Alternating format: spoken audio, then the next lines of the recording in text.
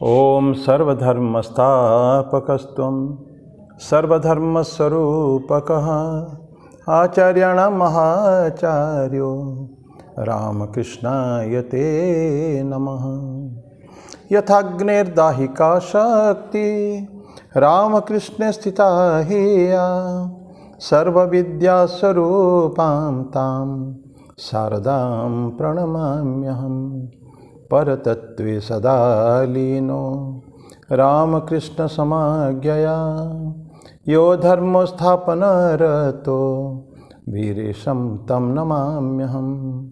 वीरेशं तं नमाम्यहम्। भगवान श्री राम कृष्ण देव, भगवती माँ शारदा जी और स्वामी जी को प्रणाम अर्पित करता हूँ। मेरे गुरुदेव पूजनीय स्वामी भूतेशानंद जी महाराज को मेरा प्रणाम है। ये 5 दिवसीय दीपावली उत्सव कल समाप्त हो गया है। 2 तारीख को भाई दूज, कल का दिन भाई दूज था, भैया दूज, भाई फोटा हमारे बंगाली में, ओडिया में तो भाई फोटा। तो इस तरह की, लेकिन फिर भी आज वो जगत जननी भवतारिणी माँ काली जी को, दुर्गा काली जो भी कहे, सबको मैं प्रणाम अर्पित करता हूँ। ठाकुर बोलते थे कि वही दुर्गा, वही काली, वही शिव, सब कुछ वही है। आज एक छोटा सा भजन से शुरू करेंगे। अमर माँ, बहुत सुंदर भजन है। अमर माँ तुम ही तारा, तुम ही त्रिगुण धारा परात्पदा। माँ के ऊपर, डिवाइन मदर के ऊपर भजन है। ठाकुर को गाते थे ये भजन को।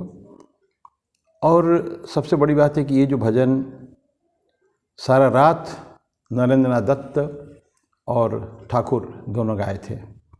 किस दिन? जिस दिन नरेंद्रनाथ दत्त को फर्स्ट टाइम, जो परिभागत स्वामी विवेकानंद होते हैं आगे, जिस दिन उनको फर्स्ट माँ का दर्शन हुआ था।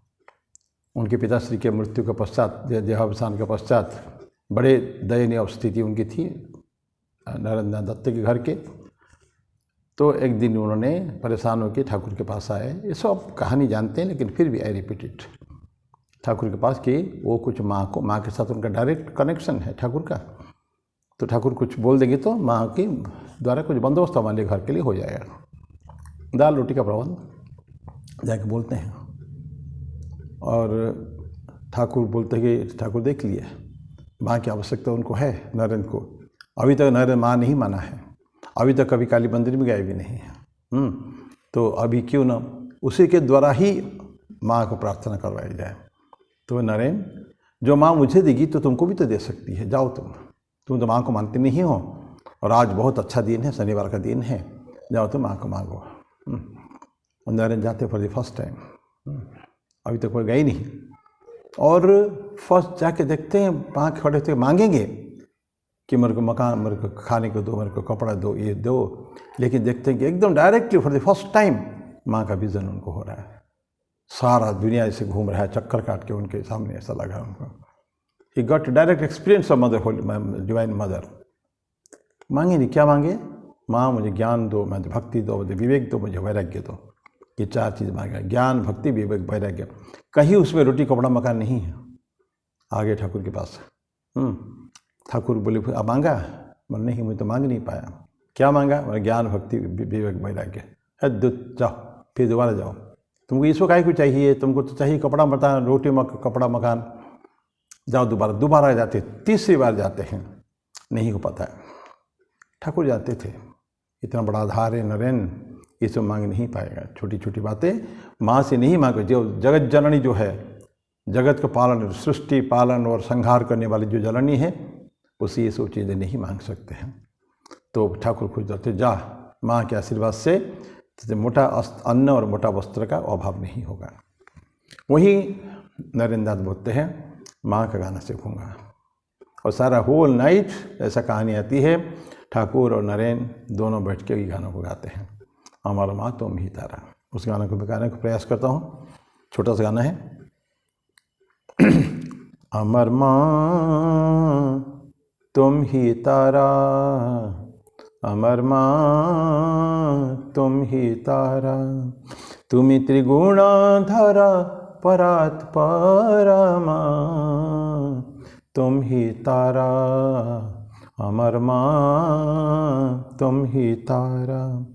हामी जानियो मादिन दयामयी, जानियो मादिन दयामयी, तुमी दुर्गमेते दुःख हारा माँ, तुम ही तारा अमर माँ, तुम ही तारा।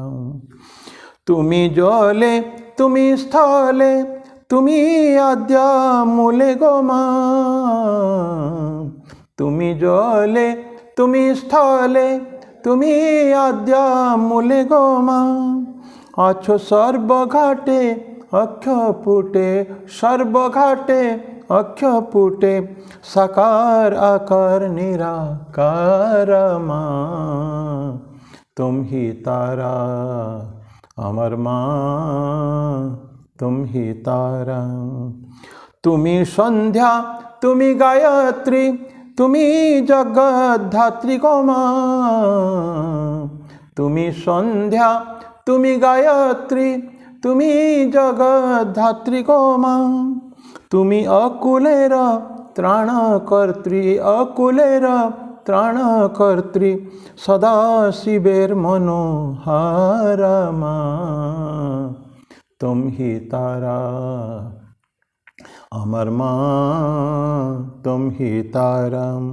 आमी जानी ओ मादिन दयामयी, तुमी दुर्गमेते दुःख हारा माँ, अमर माँ, तुम ही तारा अमर माँ, तुम ही तारा।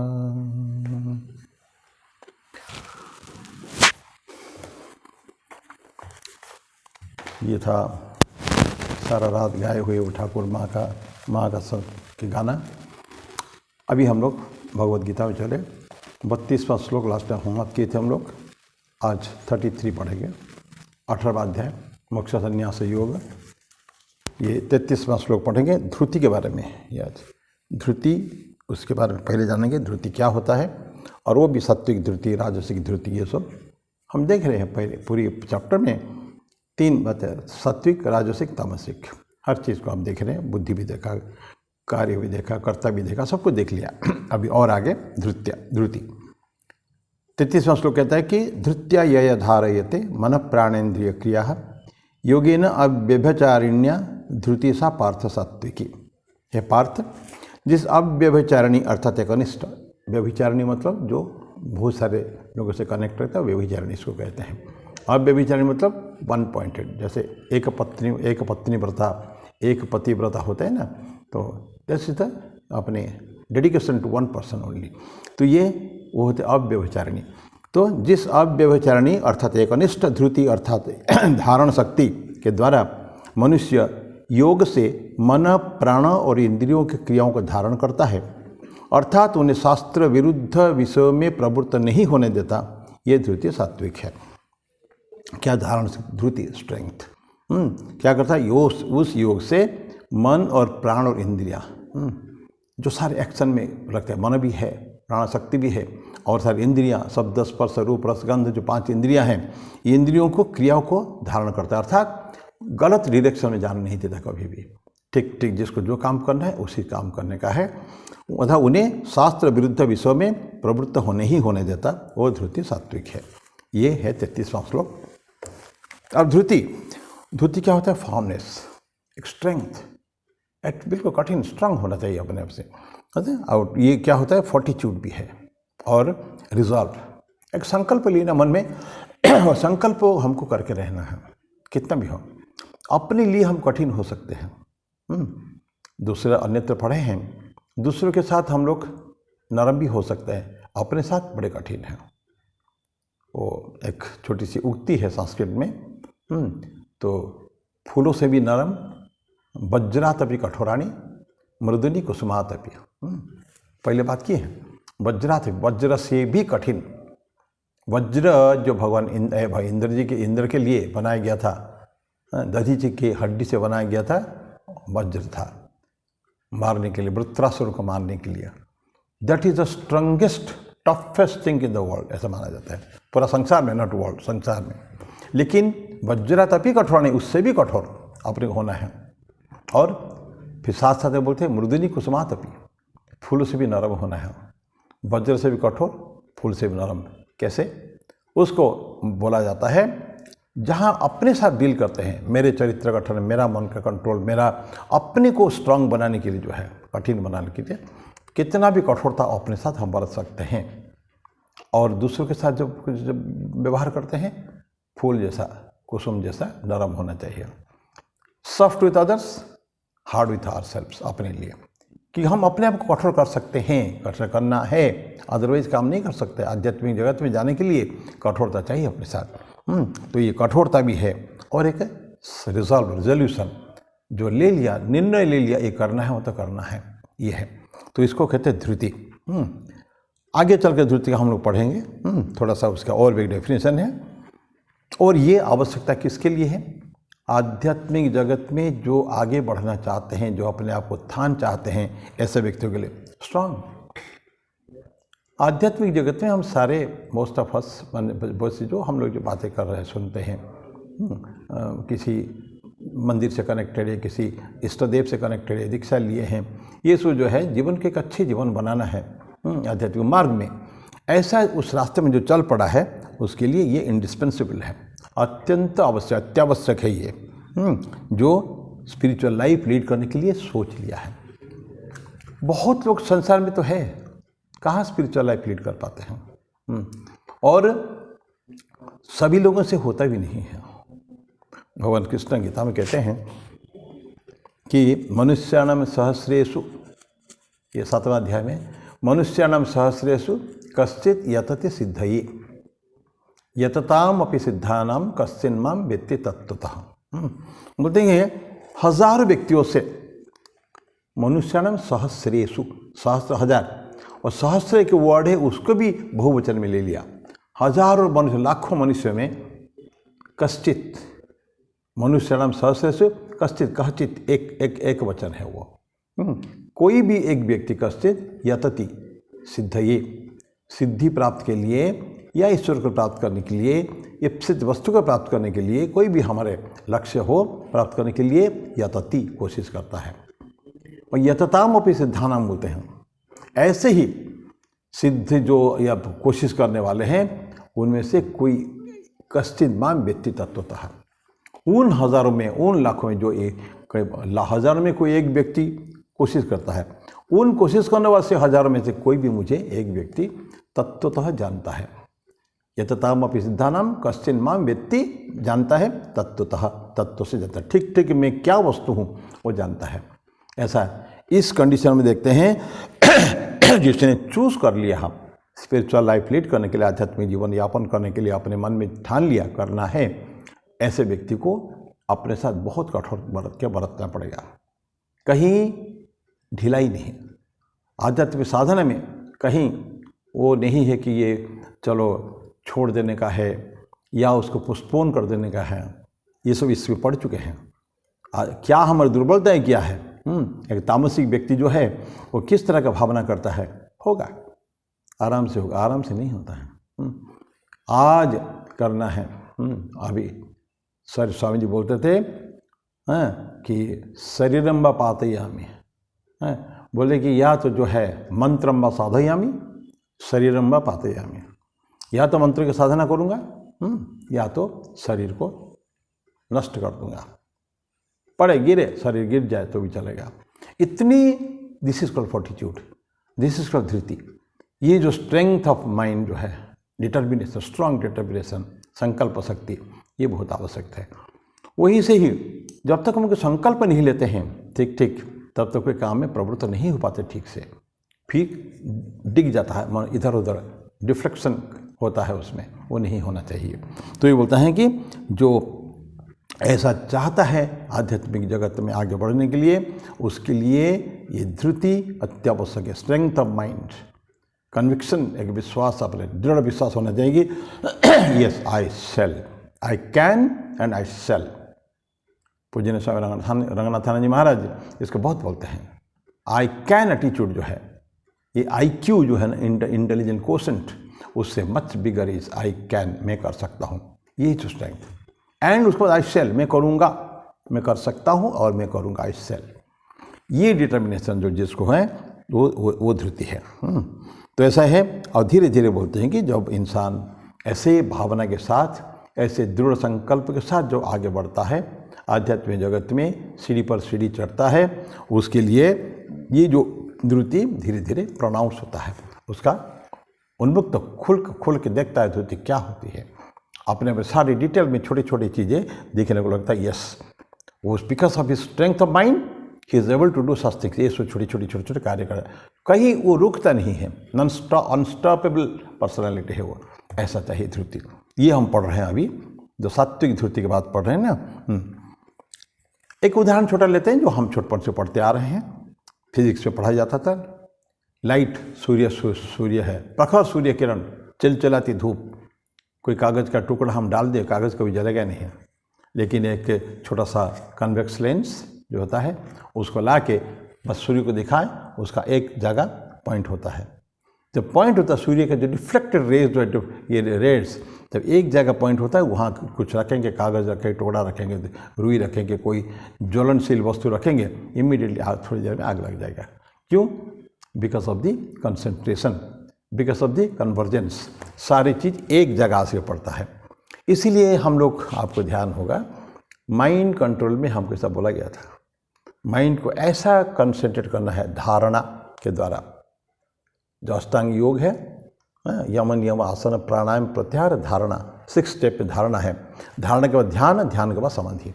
तो धारणा जो करना है, सारे डिस्ट्रैक्टेड माइंड जो चारों तरफ है उसको अपने तरफ खींच के लाने का है, और वो जॉइंट जो कंबाइंड सारे के इकट्ठा कर लेने के बाद उसको हम एक दिशा में उसको निक्षेप करेंगे, उसके ऊपर।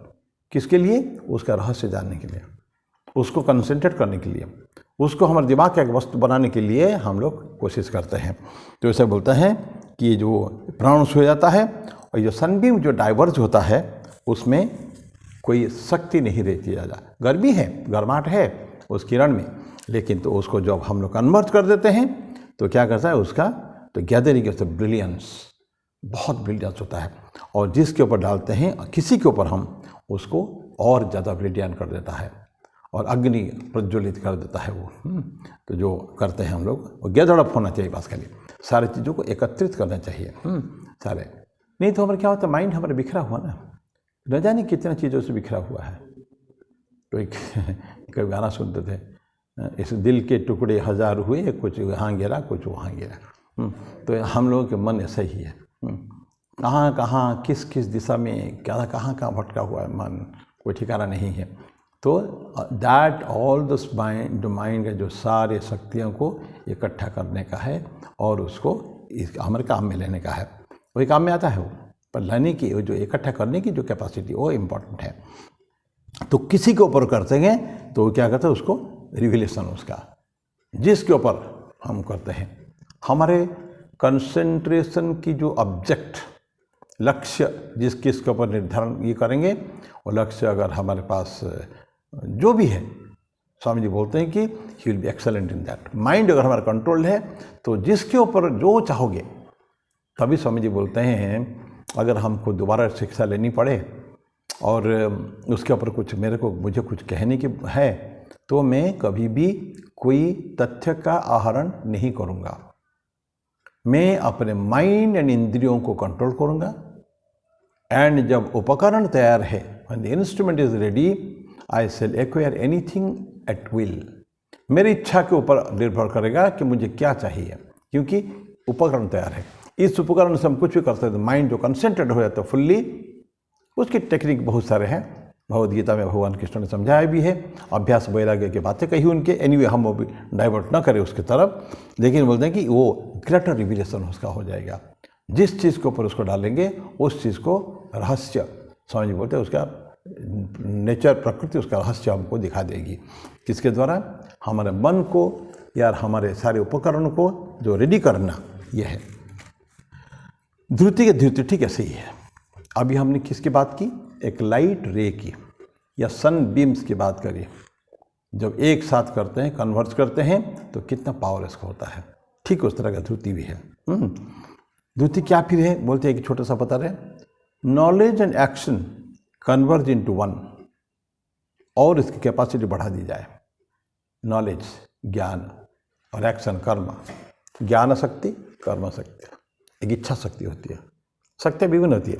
फिलहाल ये ज्ञान शक्ति, नॉलेज अबाउट समथिंग एंड उसको एक्शन में कन्वर्ट करने का। पहले भी कई बार पढ़े हैं। खाली जान लेने से तो नहीं होगा, उसकी मेरा अपना जो ज्ञान है उसको हम जो यूज़ करेंगे वो विज्ञान हो जाता है। वो ठाकुर कहते थे ना विज्ञान के बारे में, किसने दूध को देखा, दूध के बारे में सुना, किसने दूध को देखा और किसने दूध को चखा। तो जिसने सुना है जानता है कि दूध कैसे, कुछ व्हाइट चिंगे, गाय से, भैंस से, ऊँट से ये सब दूध आता है, तो उसको सफ़ेद कलर का होता है। तो जिसे देखा, खाली टच नहीं किया, खाए नहीं, उसको तुम कुछ भी मिला के, चूना का पानी मिला के दे दो या कुछ और सफ़ेद चीज़ें दे दो, दूर से उसको पता नहीं चलेगा कि दूध है कि कुछ और है। लेकिन जैसे पिया है दूध को और जानता है दूध का टेस्ट, तो दूध को पीना, हृष्ट पुष्ट होना, अपने हेल्थ बढ़ाना, ये हो गया विज्ञान। लकड़ी में आग है, ये जानना, यह है ज्ञान। लेकिन उस ज्ञान को जब ट्रांसलेट करेंगे इंटू एक्शन, लकड़ी को घीस कर हैं उसमें से अग्नि प्रज्वलित करेंगे, या उस अग्नि से हम भोजन बनाएंगे या कुछ जो काम में लेंगे, वो हो गया विज्ञान। लाइक दिस, ये सब ज्ञान और विज्ञान। तो बोलते ज्ञान शक्ति है अपने पास, जानते हैं theoretically, but then now start acting up on that. तो ज्ञान शक्ति और कर्म शक्ति दोनों को हम कन्वर्ट करते, मिला दें और उससे क्या कैपेसिटी बढ़ाएं, धीरे धीरे बढ़ेगा। अभी वीक कैपेसिटी है, इतना स्ट्रेंथ नहीं है उसमें, क्योंकि हमारे वो इतना कन्विक्शन इतना नहीं है। हमारी जो चीज़ें अंदर जो संकल्प शक्ति धीरे धीरे बढ़ाना है, और ये जो ज्ञान शक्ति को पूरा फुल्ली यूटिलाइज करने का है, और कर्म शक्ति को ही, ज्ञान शक्ति को कर्म के द्वारा ही हम उसको एक मैनिफेस्ट करते हैं, अभिव्यक्त करते हैं, अभिव्यक्ति उसको दे हम, जो अंदर शक्ति हमारे है। तो ये अब एक कर देते हैं, कैपेसिटी बढ़ा देते हैं, इसी को हम लोग क्या कहते हैं, फॉर्मनेस, इसी को कहते हैं धृति। और योगा ये बढ़ाता है धृति को। जैसे जैसे हम योग में बढ़ते जाएंगे, ऐसे ऐसे धृति बढ़ती जाएगी। पहले क्या देखा था हम लोग, पहले चाहा कि अगर स्पिरिचुअल लाइफ के लिए धृति की आवश्यकता है, और जैसे जैसे स्पिरिचुअल लाइफ में एडवांस होंगे, धृति का मैनिफेस्टेशन, अभिव्यक्ति अलग अलग जगह में होगा। तो यहाँ यही बोलते हैं, योगो उसके आदमी में as a matter of course होना ही है। जिसके धृति आ गया है और जिसका संकल्प शक्ति है, तो योगा को से फर्स्ट और बढ़ाता है। जैसे योगा बढ़ता है वैसे वैसे धृति भी हमारे बढ़ती जाती है। तो ये इंटरकनेक्टेड, पॉजिटिवली इंटरकनेक्टेड योगा और धृति। और फिर मन प्राण इंद्रिय क्रिया देखे थे, मन प्राण इंद्रिय क्रिया, ये तीनों पावरफुल है। माइंड भी पावरफुल है, प्राण शक्ति पावरफुल है, और इंद्रिय शक्ति तो भयंकर पावरफुल है। लेकिन इसको हम कैसा करेंगे, आध्यात्मिक मार्ग से उसको करेंगे।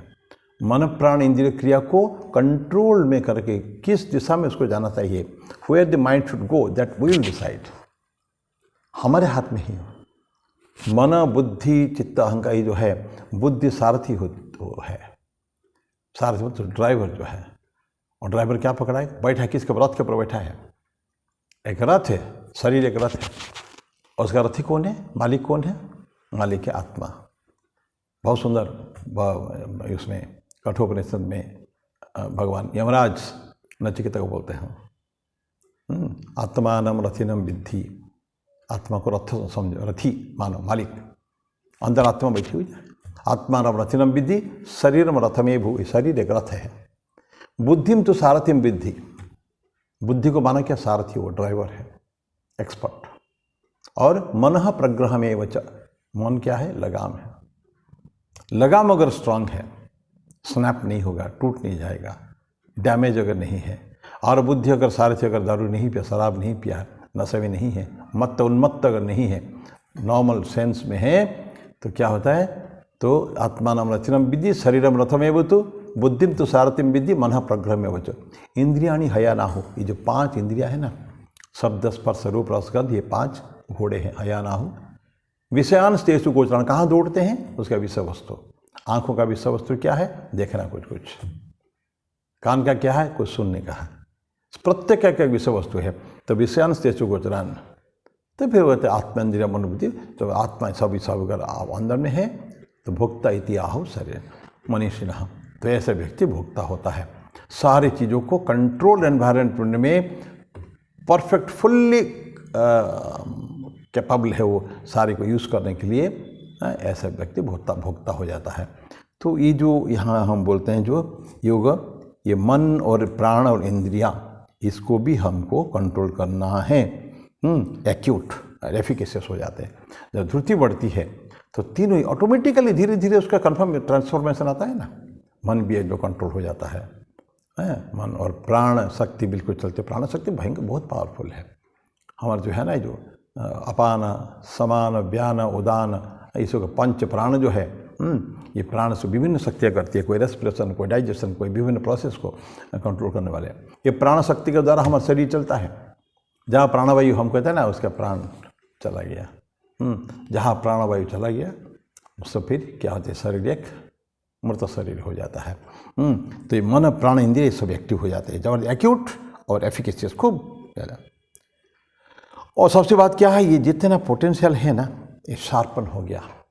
एकदम तीक्ष्ण तीर चलता है, तीर एकदम तीक्ष्ण तीर होना चाहिए। तलवार चलाते हैं, तलवार बिल्कुल शार्प होना चाहिए। वो जो शार्प एज खत्म हो गया, जिसका धार खत्म हो गया, वो तलवार किस काम का नहीं है। मार सकते हो ठीक है, लेकिन जो काटने का जो शार्पनेस है, उसको एक्स कुल्हाड़ी हम यूज़ करते हैं ना, कुल्हाड़ी को बार बार बीच में शार्पन करते हैं। दो व्यक्ति को कुल्हाड़ी दिया गया तो काटो इस पेड़ को, दो पेड़ दिया गया तो एक व्यक्ति काटता है, उसमें धीरे धीरे शुरू में तो अच्छा काटा, बाद में चल ही नहीं रहा है। दूसरी व्यक्ति क्या करता है, वो थोड़ा काटा, थोड़ी देर टाइम लेता है शार्पन करने के लिए। Sharpen your x before you cut. तो बार बार हमको शार्पन करता होता है, तेज धार देना पड़ता है। चाकू छुरिया को देते हैं, टांगी कुल्हाड़ी को देते हैं, सब इसके लिए धार। तो ये शार्पन, ये जो इंटेलेक्ट बुद्धि में शार्पन हो चुका है। मन प्राण इंद्रिया सब they ready to do the allotted work. जो काम हम उनको देंगे उस काम को ठीक ठीक करने के लिए वो है। और ये सारे को हम क्या करते हैं, ईश्वर के प्रति, ईश्वर को परमात्मन की सेवा में ही लगाते हैं उसको। किसको, ये सारे जो क्रिया है, मन प्राण और इंद्रिया बुद्धि चित्त, जो भी जितना भी हमारे पास है। और ये अंदर क्या है, स्ट्रेंथ, धृति है। धृति अगर स्ट्रांग है, मन प्राण इंद्रिया automatically they will be under control. And उसको हमारे जो है उसको कहाँ लगाते हैं, उसको लगाएंगे ईश्वर के सेवा में, पुनः भगवान की सेवा में। ईश्वर कहें कोई भी नाम से हम लें तो बोलते परमात्मा ने इसके लिए परमात्मा ने वर्ड यूज़ किया है। सारे जो फीलिंग्स कॉग्निशंस जो भी हमारे बंद है, ये सोच कहाँ जाएगा, ऑलमाइटी के लिए। सारे कर्म हम जो भी करते हैं ईश्वर के लिए तो करते हैं, अपने लिए तो कुछ कर ही नहीं रहे हैं। कितना बार चर्चा करते हैं कि वो शरीर से, मन से, बुद्धि से, इंद्रियों से, स्वभाव से, प्रकृति से जो भी काम हम लोग करते हैं और सारे ऊपर वालों के लिए करते हैं। और करने के बाद जो कर्म योग में पढ़े हैं, अन्यत्र पढ़े हैं, बहुत अनेक बार पढ़े हैं, अभी भी रिसेंटली भी, कि अनासक्त भाव से आसक्ति नहीं रहेगी। अनासक्त रूप से हम उसको यूज़ करें, फल की आकांक्षा कभी ना करें। अनासक्ति योग प्रैक्टिस करें, आसक्ति रहित बिल्कुल। हमारा तुम्हारा मैं और मेरा का भाव बिल्कुल नहीं है, पुण्य भाव उसका। ऐसी अवस्था में हमको जो चाहते हैं उसको मिले। तो शार्पन है ये परमात्मा की सेवा में लगाया जाता है। और सब ये जितना है ऑलमाइटी, वही ईश्वर के कहें, ईश्वर ऑलमाइटी कहें, जो भी शब्द हम यूज़ करें तो उन्हीं के जो कुछ होता है उन्हीं के कारण उन्हीं की सेवा में लगता है। और कुछ मोटिव नहीं है जीवन में, और कुछ नहीं है। ईश्वर की कोई भी आध्यात्मिक व्यक्ति वो कभी चाहेगा नहीं मुझे कुछ चाहिए ना, कि हमारे इष्टदेव, हमारे ईश्वर जिनको मैं मानता हूँ, परमात्मा कहिए तो फिर ब्रह्म की बात हो गई हो, अगर तो व्हाट एवर यू से, हम अपने भी एक इष्ट निष्ठा होती है ना, ये सब उन्हीं की तरफ। हम कहेंगे सारे काम ठाकुर के लिए है, ठाकुर समर्पित, प्रभु प्रीति अर्थ। बहुत हमारे पूज्य पाद स्वामी सत्यपालन जी या बाकी सन्यास लोग यूज़ करते हैं, प्रभु प्रीति अर्थ, ईश्वर को समर्पित। भगवान इसमें खुश होंगे, मैं ये काम अगर अच्छा से करूँगा, मेरा ईश्वर मेरे ऊपर खुश होगा, ये भावना मन में रहे तो हम अपने लिए कुछ नहीं चाहिए। He will be happy, I will be happy by that only. मेरे ईश्वर खुश है एक काम से तो हमको एक आनंद है। मुझे उससे कुछ मिलता ही नहीं है, लेकिन फिर भी जैसे मालिक है, घर का मालिक या घर के खान सामान जो है, जो खाना भोजन बनाता है या कोई भी काम करता है, जब वो बहुत अच्छा काम करता है ना, मालिक बहुत खुश होता है ना। व्हाट ट्रेमेंडस, ज़बरदस्त काम तुमने किया बेटा, बस ऐसे ही करते जाओ। तो क्या होता है, सर्वेंट को क्या होता है, उनको खुश होता है, आनंद इसलिए नहीं कि मुझे कुछ मिला उससे, ये आनंद इसलिए है कि I could satisfy my master. तो यहाँ हमारे ईश्वर जो हमारे मास्टर है, उसको हम सेटिस्फाई करने के लिए किसी भी हद तक जा सकते हैं। यही हमें कहते हैं कि भगवान प्रभु को प्रेम हो जाने पर तो ये सब होगा। और सेंसेस का जो फंक्शन है, ये सारे भी वर्शिप, भगवान को आराधना के लिए यूज होगा। पंच इंद्रियाँ हैं, वो भी कहाँ जाएंगे, ईश्वर की आराधना में ही, अपने अपने तरीके से। जैसे हमारा शब्द क्या, हम गलत शब्द भी सुन सकते हैं, वो अच्छे शब्द, भगवान का भजन कर सकते हैं, स्तोत्र पाठ कर सकते हैं, गीता पाठ, रामायण पाठ कर सकते हैं, या तो फिर घटिया सिनेमा का गाना भी गा सकते हैं। तो शब्द use in the right way, right direction, ये हम क्या करेंगे, हमको पता है, सिर्फ प्रभु की अलावा, ईश्वर की आराधना के अलावा वो बात, बाकी सब धूली है, हमारे लिए कुछ काम का नहीं है। और साधु लोग कहते हैं, रंगनाथन जी महाराज विशेष करके कई बार बोले हैं, जुबान से एक भी अभद्र शब्द, माने ऐसा शब्द, अश्लील शब्द ना निकले, क्योंकि जिह्वा है माँ सरस्वती का स्थान। माँ सरस्वती महापवित्र है, उनकी आस्थान से, जिह्वा से अपवित्र वाणी या किसी के अभिशाप की वाणी कभी भी नहीं हो। हमेशा जो भी शब्द जुबान से निकले, ये दूसरे के कल्याण के लिए हो, मंगल के लिए हो, संसार के, जगत के कल्याण के लिए हो, ऐसी बातें बोलना चाहिए। बोले तो वही बात बोले, नहीं तो ना बोले। ये शब्द हो गया स्पर्श, टच, ईश्वर को। आंखें देखना, आंखें देखना कहाँ, क्या देखना है, बस ईश्वर के रूप देखना है, इधर उधर की बातें नहीं देखने का है। पाँव चलेंगे तो मंदिर तक जाएं, गलत जगह में न जाएं। हाथ से जो कर्म करे, अच्छा, सारे इंद्रियां, पांचों कर्म इंद्रियां, पांचों ज्ञान इंद्रियां, जितने भी 10 इंद्रियां हैं, plus mind, the 11th sense जो है, जो सारे का मास्टर है, ये सभी का यूटिलिटी जो है व्यवहार हम करके किसके काम के लिए, फॉर समथिंग गुड, कल्याणकारी होना चाहिए, सभी के होना चाहिए। तो ये सारे कंबाइंड है, ये सारे जो कितने भी है, सभी को भगवान की पूजा के लिए अपने अपने मार्ग में जितना हो सके हम लोग व्यवहार करते हैं। अब एक छोटी सी उदाहरण लेके समाप्त करेंगे। उदाहरण ये तो थोड़ा सा और समय लगेगा इसमें। धुर्ती कैसी होना चाहिए, शार्प होना चाहिए बिल्कुल। जैसे उदाहरण लेते हैं कि छोटा धागा, हम निडल में सुई में एक छेद होता है, उस छेद में हम लोग धागा निकालते हैं, लेकिन धागा को हम थोड़ा सा पानी दे के उसको थोड़ा सा पॉइंट आउट कर देते हैं, पॉइंटेड कर। कई सारे फाइबर होते हैं ना, फाइन माइन्यूट फाइबर्स होता है, तभी से धागा बनता है। पर वो धागा अगर उसे कोई भी अगर फाइबर स्टिक आउट कर रहा है, बाहर निकला है, उसको हम अंदर घुसा नहीं सकते हैं। तो थोड़ा सा पहले शार्पन कर देते हैं, उसको कन्वर्ज कर देते हैं, ताकि वन पॉइंटेड हो जाता है, देन सुई के अंदर घुस जाता है वो। ये हम करते हैं, उसमें क्या हुआ, कन्वर्जेंस। तो सारे धागाओं को एक साथ कर दिया, तो उस सुई का जो धागा है ये शार्प हो गया, उसके अंदर चला जाएगा। हमारी धुति भी ठीक ऐसे ही होना चाहिए। और आउटकम जो है धुति में ठीक होना चाहिए। मनुष्य जो जितने भी हमारा ज्ञान है, जो भी कुछ शक्तियाँ हैं, उसको हम वन पॉइंटेड कर दें, एक जैसे एक तरफ कर दें, तो एक साथ, तो क्या हो जाएगा, वो फिर कुछ भी कर सकता है। वो जैसे वो पॉइंट निडल में जा सकता है, वो धागा दैट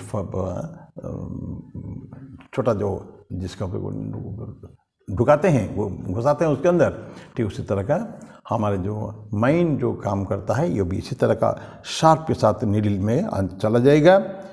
और डट नहीं रह चाहिए, कोई मैला नहीं रह चाहिए। सुई के धागे जो सुई के जो छेद है, उसमें अगर कोई धागा, कोई कीचड़ लग गया है, तो उसके अंदर धागा नहीं जा सकता, हम उसको क्लीन करना पड़ेगा। और इसको शार्प होगा, वो क्लीन होगा, तब जा सकता है। तो माइंड का हमारा धुति कहिए, माइंड को जो भी कहिए, ये भी ठीक इसी तरह का जब बहुत शार्प होता है ना, तो फिर अंदर चला जाता है। इतना स्टिफनेस उसमें चाहिए। तो मैं अभी समाप्त यहीं करता हूँ। इसमें थोड़ा सा बचा हुआ है, अगली बार फिर इसको देखेंगे उसको। ये 33वां श्लोक हम पढ़ रहे हैं हम लोग। धृति के सात्विक धृति के बारे में पढ़ रहे हैं। मैं फिर एक श्लोक को एक बार पढ़ लूँ, पढ़ के समाप्त करेंगे। धृत्या यया धारते वन प्राण इंद्रिय क्रिया योगेन अव्यभिचारण्य धृति सा पार्थ सात्विकी। तो फिर से पार्थ, जिस अव्यभिचारणी धृति अर्थात धारण शक्ति के द्वारा मनुष्य योग से मन प्राण और इंद्रियों की क्रियाओं को धारण करता है, अर्थात उन्हें शास्त्र विरुद्ध विषय में प्रवृत्त नहीं होने देता, वो धृति सात्विक है। तो मेरी वाणी को ही विराम दूँ, थोड़ा सा बचाव अगले बार करके फिर हम चौथे में जाएंगे। ओम शांति शांति शांति। हरि ओम तत्सत। श्री राम कृष्णार्पणमस्तु।